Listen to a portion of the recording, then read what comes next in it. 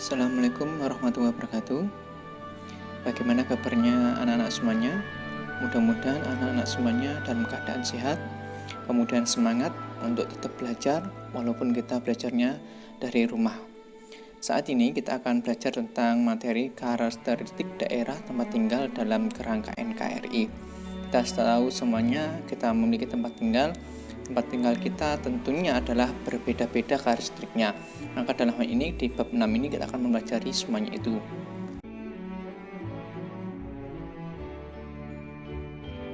Untuk seluruh siswa kelas 7 MTS Negeri 1 Lamongan, sebelum kita mengawali pembelajaran kali ini, saya persilakan kalian semuanya berdoa terlebih dahulu. Mudah-mudahan kita diberikan ilmu yang bermanfaat di dunia maupun di akhirat. Sekaligus kita diberikan kesehatan jasmani dan rohani, sehingga kita selalu istiqomah dalam mencari ilmu yang bermanfaat. Berdoa dipersilakan.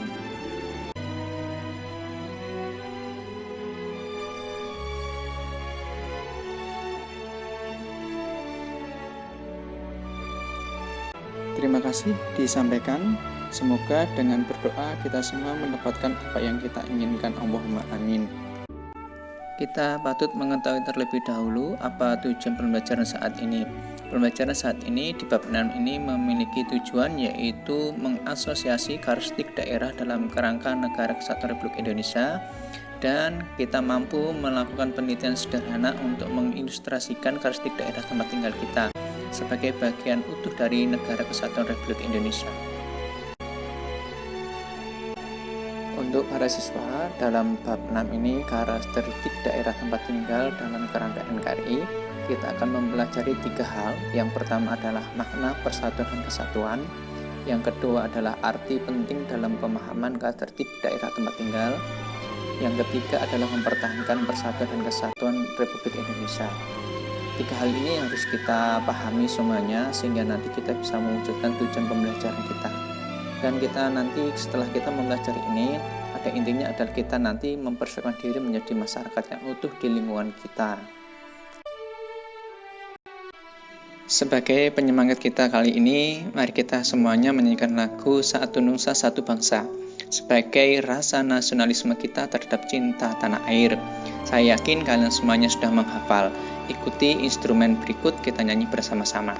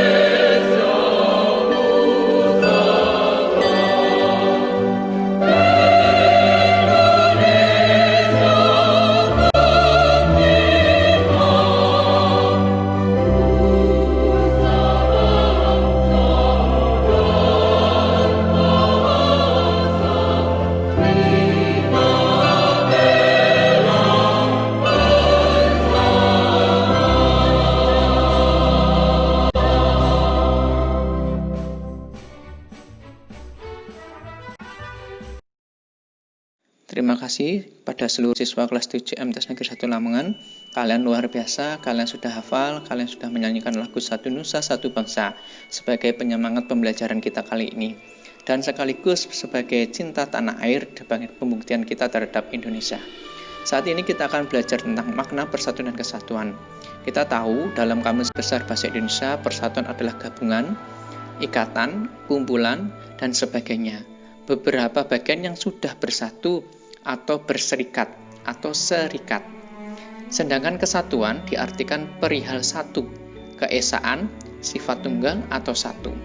Sehingga dapat disimpulkan persatuan dan kesatuan adalah bangsa Indonesia bersatunya berbagai suku, bangsa, bahasa, dan adat istiadat yang menjadi satu di Indonesia dalam wadah Ikatan NKRI. Itulah makna tentang persatuan dan kesatuan. Sehingga kita dapat membedakan antara persatuan dan kesatuan. Kalau persatuan adalah ikatan, sedangkan kesatuan adalah tunggal, tidak lagi terbagi-bagi. Sehingga NKRI ini tidak bisa dibagi-bagi menjadi wilayah-wilayah, tetapi semuanya adalah menjadi ikatan yang satu, yaitu Negara Republik Indonesia. Kita tahu semuanya peristiwa yang menjiwai persatuan dan kesatuan yang pertama adalah munculnya organisasi Budi Utomo pada tahun 1908. Bahkan ini disebut sebagai organisasi pertama di Indonesia. Yang kedua adalah peristiwa Sumpah Pemuda pada tahun 1928 yang menyatukan seluruh pemuda Indonesia menjadi satu wadah NKRI yang nantinya akan mewujudkan kemerdekaan Republik Indonesia. Yang ketiga adalah proklamasi kemerdekaan Indonesia pada tahun 1945 sebagai tonggak puncak peristiwa perjuangan bangsa Indonesia. Untuk seluruh siswa yang masih semangat, kita harus mengetahui landasan hukum persatuan dan kesatuan Republik Indonesia. Yang pertama, kesatuan ini diatur dalam Undang-Undang Dasar 1945, lebih tepatnya adalah pasal 1 ayat 1 Undang-Undang Dasar Negara Republik Indonesia tahun 1945 yang bunyinya adalah negara Indonesia adalah negara kesatuan yang berbentuk republik, dan lebih khususnya adalah di dalam Pancasila, khususnya sila ketiga yaitu berbunyi Persatuan Indonesia. Kita mengetahui semuanya kesatuan ini adalah sangat penting untuk menjaga NKRI tetap utuh dan kita tidak bisa dijajah negara lain, sehingga kita bisa mewujudkan negara yang adil, makmur, sentosa, dan bisa mewujudkan seluruh tujuan negara Republik Indonesia. Demikian tentang makna persatuan dan kesatuan, sehingga kita bisa mewujudkan nilai-nilai persatuan dan kesatuan ini dalam kehidupan sehari-hari. Misalnya saling menolong, terjalinnya kebersamaan, rasa saling melengkapi antar individu, tumbuhnya rasa kemanusiaan, tingginya sikap toleransi, munculnya keharmonisan antara umat beragama, antara suku, antara ras, adat istiadat, dan sebagainya, terjalinnya rasa kebersamaan atau persahabatan, munculnya rasa kekeluargaan, munculnya rasa saling tolong-menolong antar warga negara Republik Indonesia yang tidak membedakan antara suku, ras, agama, dan budaya.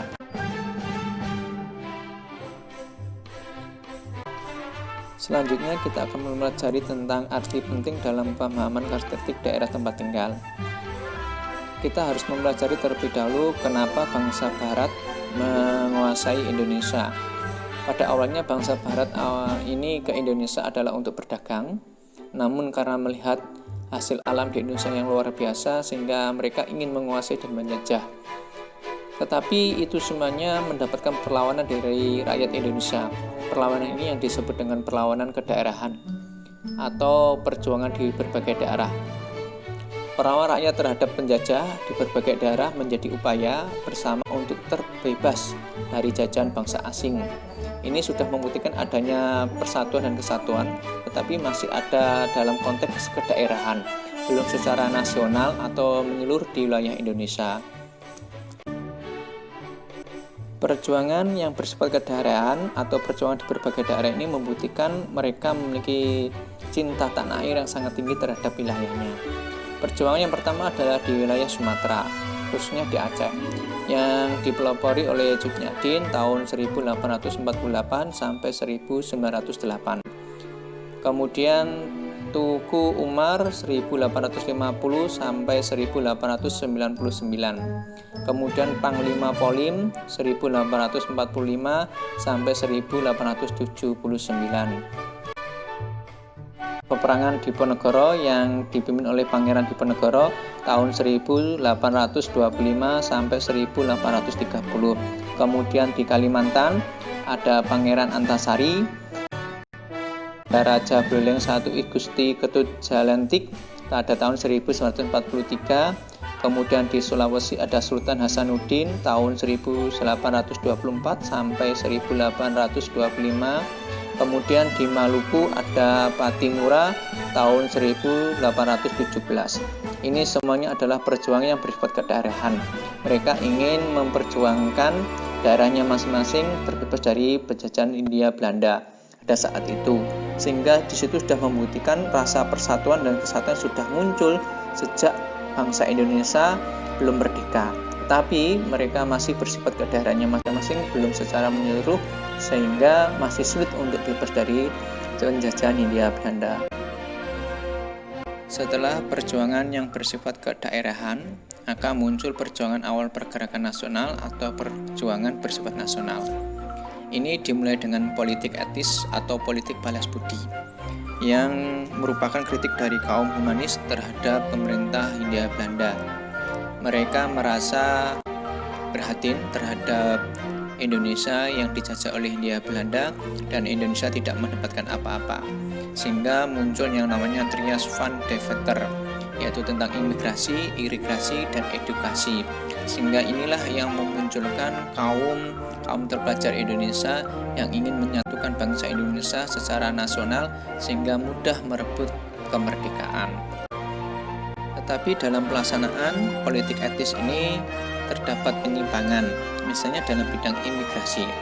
Seharusnya perpindahan penduduk ini bertujuan untuk mengurangi jumlah penduduk di suatu tempat, tetapi mereka dipindahkan untuk memenuhi pekerjaan yang kurang. Contohnya adalah di dalam bidang tambang, sehingga tetap memaksa rakyat Indonesia untuk memenuhi perintah dari pemerintah Hindia Belanda. Tetapi kita sadar bahwa adanya politik balas budi ini memunculkan kaum terpelajar. Buktinya ada organisasi yang pertama, yaitu tentang Budi Utomo, yaitu yang berdiri tanggal 20 Mei tahun 1908. Organisasi ini adalah organisasi yang pertama berdiri di Indonesia. Sekaligus tanggal 20 Mei diperingati sebagai Hari Kebangkitan Nasional. Tokoh dalam Budi Utomo tokohnya adalah Sutomo, Gunawan, Mangunkusumo, dan Wahidin. Tujuannya adalah memajukan pengajaran dan kebudayaan dalam bidang pertanian, peternakan, industri, dan perdagangan. Anggotanya pada awalnya adalah penduduk Jawa dan Madura, tetapi lambat laun Budi Utomo ini anggotanya tidak hanya dari penduduk Jawa dan Madura. Selanjutnya yaitu organisasi Serikat Islam yang awalnya adalah bernama Serikat Dagang Islam, yang berdiri pada tanggal 16 Oktober 1905 oleh Haji Saman Hudi di Surakarta. Kemudian ketika dipimpin oleh seorang tokoh, Haji Umar Said Sokraminoto, berubahlah Serikat Dagang Islam menjadi Serikat Islam, karena tujuannya tidak lagi hanya untuk meningkatkan kemampuan pedagang Islam atau Muslim, tapi mereka ke ranah politik dan sosial.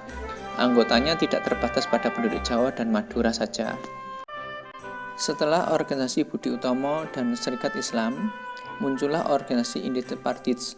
Organisasi ini berdiri tanggal 25 Desember tahun 1912 dengan tokoh Ki Hajar Dewantara, Suwandi atau yang dikenal dengan Suwandi Suryaningrat, Cipto Mangunkusumo, dan Dwes Dekar atau yang dikenal dengan Setia Budi.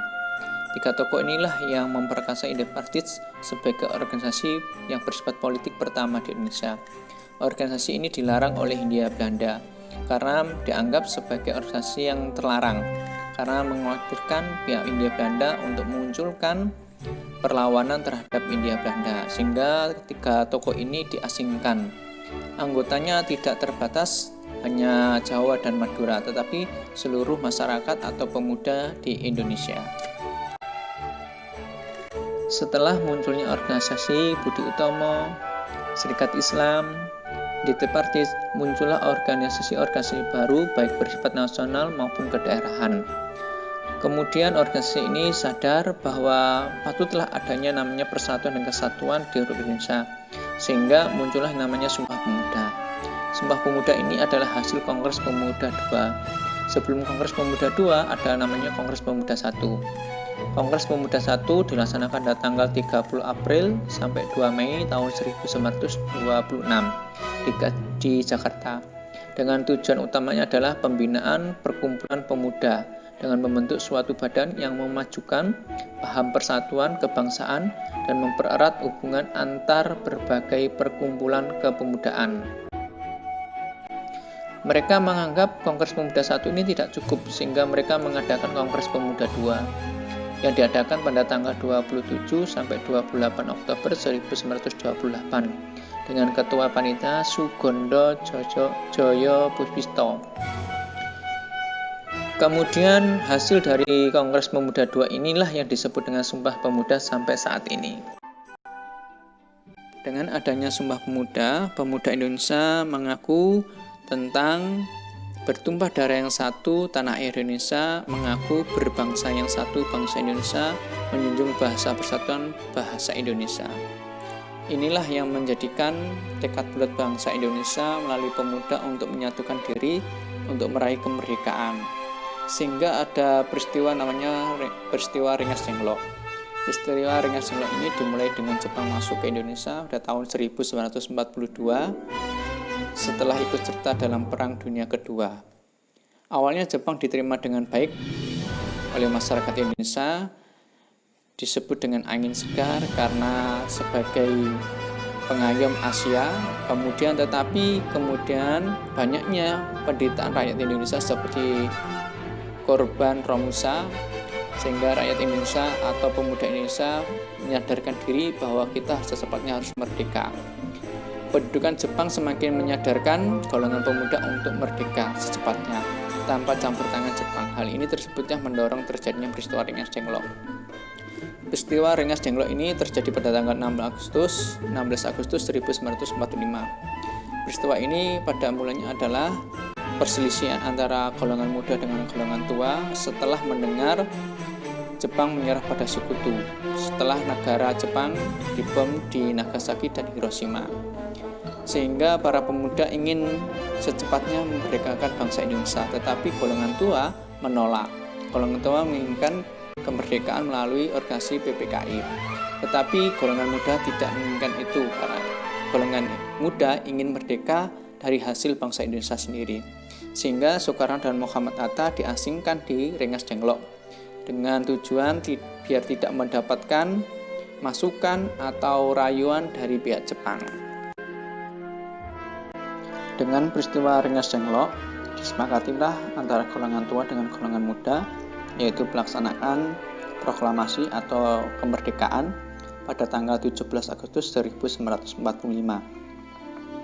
Pembahasannya dilaksanakan di rumah Laksana Maida, karena Laksana Maida menjamin keamanan bagi para tokoh yang saat itu sedang berdiskusi tentang penyampaian kemerdekaan. Kemerdekaan seharusnya dilaksanakan di lapangan ibadah, tetapi dipindah karena kondisi keamanan, yaitu di kediaman Insinyur Soekarno di Jalan Kebangsaan Timur nomor 56 Jakarta pada tanggal 17 Agustus 1945 pukul 10.30 waktu Jawa pada saat itu Jepang, atau lebih tepatnya adalah 10 waktu Indonesia Barat. Setelah Indonesia merdeka, maka secara utuh Indonesia sudah menjadi negara yang berdaulat. Secara aspek hukum, proklamasi menjadi sebuah pernyataan yang berisi keputusan politik tertinggi bangsa Indonesia yang membuat hukum kolonial tidak berlaku lagi. Kemudian hukum yang berlaku adalah hukum Republik Indonesia. Secara aspek historis, menjadi titik akhir sejarah penjajahan di Indonesia dan titik awal bagi Indonesia untuk merdeka. Secara aspek sosiologis, bangsa Indonesia yang tadinya terjajah menjadi negara yang merdeka. Aspek kultural, yaitu adanya penggolongan atas masyarakat asli Indonesia, yaitu pribumi. Namun setelah adanya teks proklamasi atau pernyataan kemerdekaan, tidak lagi adanya masyarakat pribumi, yaitu seluruhnya adalah masyarakat Indonesia. Secara aspek politis, proklamasi kemerdekaan membuat bangsa Indonesia menjadi bangsa yang berdaulat, dan mempunyai kedudukan sejajar dengan bangsa-bangsa lain. Kemudian secara aspek spiritual, proklamasi kemerdekaan Indonesia tidak lepas dari doa segenap bangsa dan adalah sebagai anugerah Tuhan Yang Maha Esa terhadap bangsa Indonesia. Setelah bangsa Indonesia merdeka pada tanggal 17 Agustus 1945, maka secara utuh pemerintah Indonesia berdaulat. Maka pemerintah Indonesia membentuk pemerintah daerah. Pemerintah daerah pertama kali disampaikan oleh Muhammad Yamin pada tanggal 29 Mei 1945 di sidang BPUPKI, yaitu berbunyi seperti ini: negeri, desa, dan segala persekutuan, hukum adat yang dibarui dengan jalan rasionalisme dan pemburuan zaman. Kemudian Soepomo juga menyampaikan gagasannya tentang pemerintah daerah pada tanggal 15 Juli 1945. Pernyataannya yaitu kita menyetujui bentuk negara kesatuan. Oleh karena itu, di bawah negara tidak ada negara bawahan. Akan tetapi hanya ada daerah-daerah pemerintah belaka. Pembagian daerah di Indonesia dan bentuknya pemerintahan daerah ditetapkan melalui undang-undang. Artinya, Republik Indonesia mengakui Indonesia adalah negara yang berdaulat, sehingga pemerintah pusat dan pemerintah daerah harus bekerja sama. Sehingga dibentuklah susunan pemerintahan mulai dari yang paling bawah yaitu desa sampai yang paling tinggi yaitu pemerintah pusat. Kita patut mengetahui landasan hukum adanya pemerintah daerah. Pemerintah daerah diatur dalam pasal 18, 18A, dan 18B dalam Undang-Undang Dasar 1945. Kemudian dalam Undang-Undang Nomor 2 Tahun 2015, di dalamnya terdapat penjelasan mengenai hubungan dan wewenang pemerintah pusat dengan daerah, pembagian urusan pemerintahan, dan berbagai hal yang berkaitan dengan otonomi daerah dalam wadah NKRI. Dalam penyelenggaraan pemerintah diterapkan sistem otonomi daerah, yaitu pemberian kewenangan kepada daerah untuk mengelola daerahnya masing-masing, sehingga setiap daerah bertanggung jawab untuk mengembangkan atau mewujudkan tujuan negara Republik Indonesia di setiap wilayahnya berdasarkan karakteristik atau berdasarkan kearifan lokal daerahnya masing-masing. Bagaimana siswa kelas 7 MTS Negeri 1 Lamongan? Masih semangat? Tentunya masih semangat dong. Nah, selanjutnya tentang karakteristik daerah dalam kerangka NKRI. Karakter fisik ini sangat penting untuk dipahami dan dimanfaatkan untuk membangun daerah berdasarkan potensi yang dimiliki. Misalnya suatu daerah memiliki kekayaan sumber daya alam yang melimpah, baik yang dapat diperbarui maupun tidak dapat diperbarui. Contohnya Papua memiliki sumber daya alam yaitu tambang. Contohnya lagi Jawa Timur identik dengan pertanian. Contohnya lagi Kalimantan identik dengan perkebunan. Sehingga setiap daerah memiliki karakteristik fisik yang berbeda-beda. Semuanya saling melengkapi untuk mewujudkan NKRI yang bersatu, kemudian bisa mewujudkan tujuan negara berdasarkan Undang-Undang Dasar 1945. Selanjutnya tentang karakteristik sosial budaya. Sosial budaya di Indonesia sangatlah beragam mulai dari suku, etnis, dan adat istiadat. Semuanya hal ini bisa disebut dengan kearifan lokal. Kearifan lokal ini disatukan oleh NKRI. Contohnya, batik adalah budaya nasional, tetapi setiap wilayah memiliki ciri khas yang berbeda-beda. Contoh, batik Kalongan, batik Cirebon, batik Madura, batik Bali, dan lain sebagainya. Bahkan Lamongan sendiri memiliki batik khas Lamongan. Bojonegoro memiliki batik khas Bojonegoro. Batik Tuban juga memiliki khas batik Tuban, sehingga setiap daerah memiliki ciri khas pribadi masing-masing, tetapi disatukan dengan namanya Kesatuan Republik Indonesia yang disebut dengan NKRI, sehingga budaya lokal ini tidak boleh membeda-bedakan atau menjelek-jelekan budaya lain, tetapi menguatkan budaya nasional. Oke para siswa, setelah kita mempelajari tentang makna persatuan dan kesatuan, arti penting dari persatuan dan kesatuan, selanjutnya adalah kita paling akhir ini mempertahankan persatuan dan kesatuan. Inilah yang sangat penting dan menjadi tonggak akhir dari pembelajaran. Bagaimana kita setelah mempelajari makna persatuan dan kesatuan dan kita mengetahui arti penting dari persatuan dan kesatuan, kita mampu mempertahankannya dalam kehidupan sehari-hari. Dalam menjaga kesatuan, NKRI sejatinya dalam kehidupan berbangsa dan bernegara di Indonesia adalah sikap yang perlu dihindari. Ada perlu yang dihindari. Saya ulang lagi, ada sikap yang perlu dihindari, yaitu sikap etnosentrisme. Apa sih etnosentrisme itu? Yaitu seorang akan menganggap budaya daerahnya adalah budaya yang paling tinggi, atau budaya yang paling benar, atau budaya yang paling baik daripada budaya yang lain, atau menjelekkan budaya yang lain. Sehingga inilah yang menyebabkan namanya konflik antar golongan, atau antar suku, atau antar ras, atau antar etnis. Sehingga ini menyebabkan namanya perpecahan. Jangan sampai ini kita semua memiliki sifat ini, sehingga sifat ini harus kita hindari. Pada akhirnya kesimpulannya adalah kita harus mengedepankan kepentingan bersama di atas kepentingan pribadi dan kepentingan golongan. Setiap warga negara menjunjung kesatuan dan kesatuan dengan prinsip Bhinneka Tunggal Ika, sehingga Indonesia tetap jaya, Indonesia tetap menjadi negara yang berdaulat, negara yang merdeka, negara yang sama tingginya dengan negara yang lain, sehingga kita semuanya bisa menjadi negara yang damai, tentram, dan sejahtera. Sehingga kalian sebagai siswa, kalian bisa menjalankan kehidupan sehari-hari di dunia pendidikan, belajar dengan tentram, belajar dengan nyaman, belajar dengan motivasi tinggi untuk meraih cita-cita kalian.